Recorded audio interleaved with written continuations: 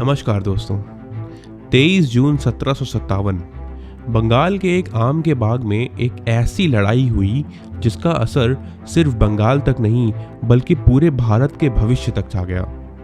एक ऐसी बैटल जिसमें तलवार से ज़्यादा चांदी बोली, जिसमें दुश्मन से पहले अपनों ने ही धोखा दे दिया।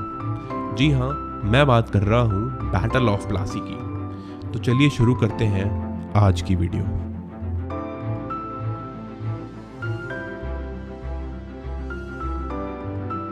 दोस्तों, मुगल एम्पायर की शुरुआत की थी बाबर ने।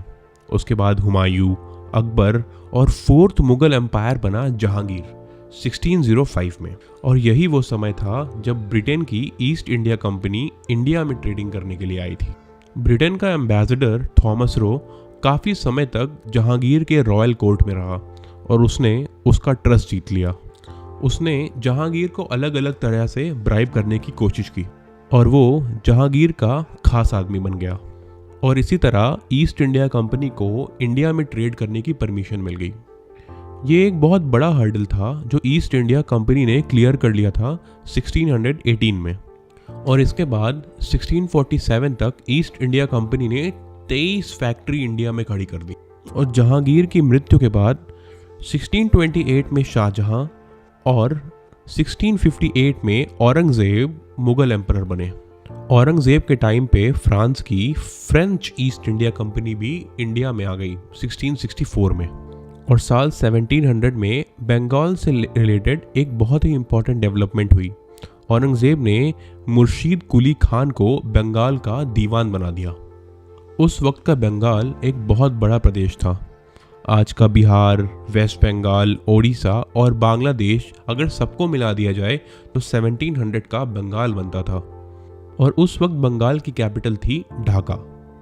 और फिर मुर्शीद अली खान ने 1704 में बंगाल की कैपिटल ढाका से मुर्शिदाबाद में शिफ्ट कर दी। औरंगजेब ने 1707 तक राज किया। उसके बाद दो छोटे किंग्स और आए, बहादुर शाह फर्स्ट और जहांदार शाह।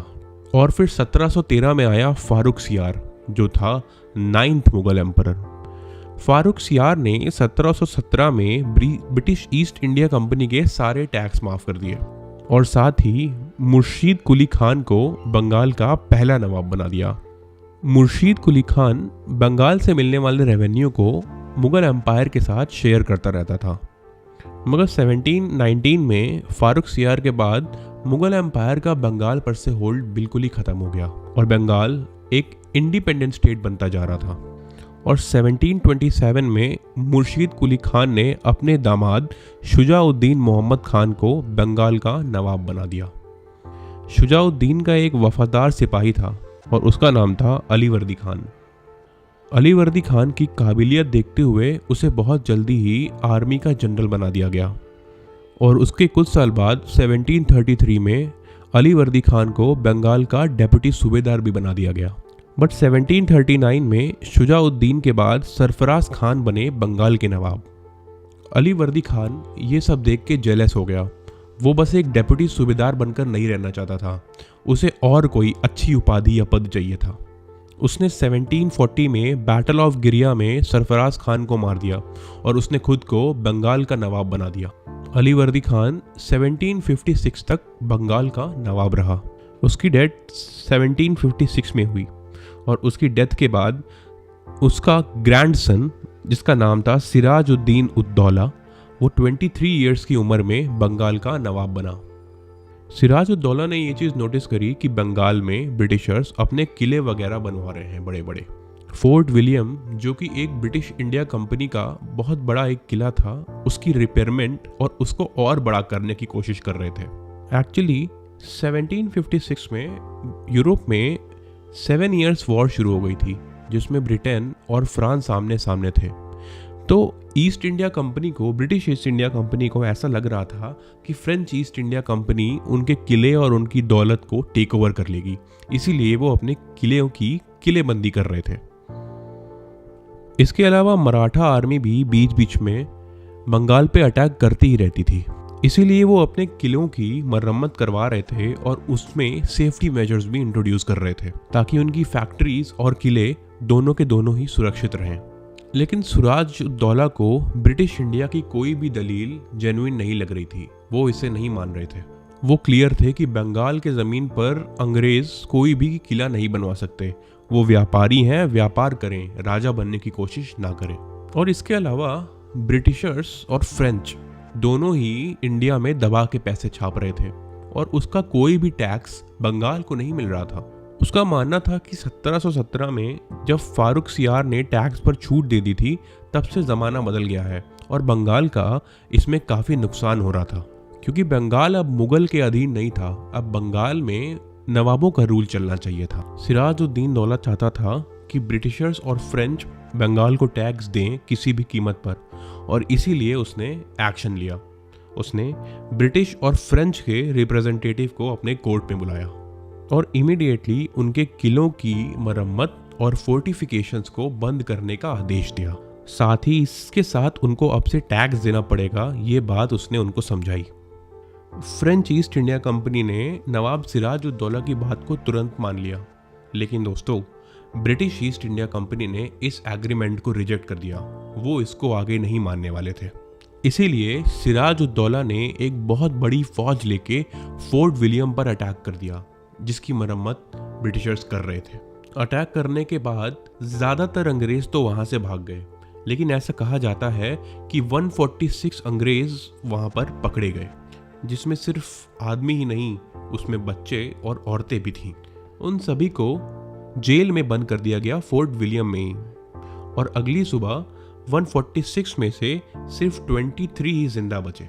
कहा जाता है कि बाकी लोग दम घुटने की वजह से मर गए। इसी घटना को ब्लैक होल इंसिडेंट भी कहा जाता है।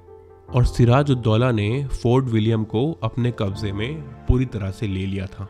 भागे हुए लोग पुल्टा नाम की जगह में छुपे हुए थे। उन्होंने रॉबर्ट क्लाइव को मदद के लिए चिट्ठी भेजी। रॉबर्ट क्लाइव उस वक्त बंगाल में नहीं थे, वो उस वक्त मद्रास में थे, और ये खबर मिलते ही रॉबर्ट क्लाइव 3000 की पैदल सेना लेके बंगाल की तरफ निकले। और ब्रिटिश ईस्ट इंडिया कंपनी ने अपने 3 पानी के जहाज़ों से बंगाल के पोर्ट पर बॉम्बार्डमेंट भी शुरू कर दी। सिराजुद्दौला उस वक्त रॉबर्ट क्लाइव का सामना नहीं कर पाए और उन्हें एक अलीपुर पीस ट्रीटी साइन करनी पड़ी। दोस्तों इस वक्त गौर फरमाएं कि अभी तक बैटल ऑफ प्लासी हुई नहीं है, और अलीपुर पीस ट्रीटी का नाम अलीपुर इसलिए पड़ा क्योंकि सिराजुद्दौला ने फोर्ट विलियम को जीतने के बाद कोलकाता का नाम अलीपुर रख दिया था। इस ट्रीटी में फोर्ट विलियम फिर से ब्रिटिश की प्रॉपर्टी बन गया, और अब से फारूक सियार ने जो टैक्स की माफ़ी दी थी वो फिर से ब्रिटिशर्स मानेंगे और कोई टैक्स नहीं देंगे। और इसके अलावा उन्हें अपने सिक्के प्रिंट करने का भी राइट्स मिल जाता है बंगाल में। और एक और इम्पॉर्टेंट राइट जो मिलता है वो होता है कि वो बंगाल में अपनी आर्मी भी रख सकते हैं। बट अलीपुर पीस ट्रीटी ज़्यादा दिन तक पीस नहीं रख पाई। रॉबर्ट क्लाइव ने यह ठान लिया था कि वो सिराजुद्दौला को बंगाल का नवाब ज़्यादा दिन तक नहीं रहने देगा। मीर जफार जो सिराजुद्दौला का कमांडर इन चीफ था, उसको रॉबर्ट क्लाइव ने बुलाया और उसको उसने लालच देके अपनी साइड कर लिया। और उसने उससे ये बोला कि सिराजुद्दौला के हारने के बाद वो ही बंगाल का नवाब बनेगा। उसके बाद रॉबर्ट क्लाइव ने फ्रेंच ईस्ट इंडिया कंपनी के चंद्रनगर की फैक्ट्री पर अटैक कर दिया। सिराजुद्दौला को लगा कि ब्रिटिशर्स अपनी लिमिट अब क्रॉस कर रहे हैं, तो उसने ब्रिटिशर्स पे अटैक करने का सोच लिया। और यहीं से शुरुआत होती है बैटल ऑफ प्लासी की। 23 जून 1757 में भागीरथी नदी के पास एक जगह प्लासी में इस जंग को लड़ा गया। सिराजुद्दौला के पास 50,000 से भी ज्यादा सिपाही थे और रॉबर्ट क्लाइव के पास सिर्फ 3,000। फिर भी ब्रिटिश डर नहीं रहे थे, क्योंकि उनके पास एक ऐसा वेपन था जो तलवार से भी ज्यादा खतरनाक था। वो था मीर जफार। बैटल शुरू हुई, सिराज की आर्मी आगे बढ़ी, लेकिन मीर जफार और उसकी 20,000 की सेना चुपचाप वहीं खड़ी रही। तभी एक तेज बारिश आई, उसने नवाब सिराजुद्दौला से गन पाउडर को भिगा दिया। ब्रिटिशर्स ने इसका फायदा उठाया, डिसिप्लिन और मॉडर्न कैनन के साथ उन्होंने वार किया। सिराजुद्दौला ने देखा हर तरफ से उसका साथ छोड़ा जा रहा है। वो बैटल फील्ड से निकल गया, लेकिन कब तक? कुछ दिनों बाद उसे मीर जफार के आदमियों ने पकड़ लिया और उसे मार दिया। प्लासी जीतने के बाद रॉबर्ट क्लाइव बंगाल के खजाने में घुस गया। 17 करोड़ रुपए कि सोने चांदी के साथ क्लाइव ने ये लिखा कि ये उसकी ज़िंदगी की सबसे बड़ी जीत थी। मीर जफार बना नवाब, लेकिन सिर्फ नाम का। सारी डिसीजन मेकिंग रॉबर्ट क्लाइव करता था। पूरे बंगाल को लूट लिया गया और अगले 100 साल भारत एक एक करके अंग्रेज़ों के कब्जे में चला गया। प्लासी ने सिर्फ बंगाल नहीं, भारत का भविष्य बदल दिया। ये एक बैटल नहीं, एक टर्निंग पॉइंट था जहां से स्लेवरी शुरू हुई। बैटल ऑफ प्लासी के बाद ईस्ट इंडिया कंपनी, जो सिर्फ एक ट्रेडिंग कंपनी बन के आई थी, उसको एक पॉलिटिकल पावर दे दी थी।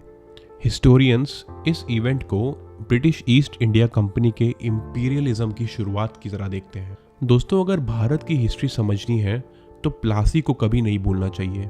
ये सबक है कि हम अंदर से डिवाइडेड होते हैं, तभी बाहर से कोई हमें जीत सकता है। तो दोस्तों, ये थी कहानी बैटल ऑफ प्लासी की।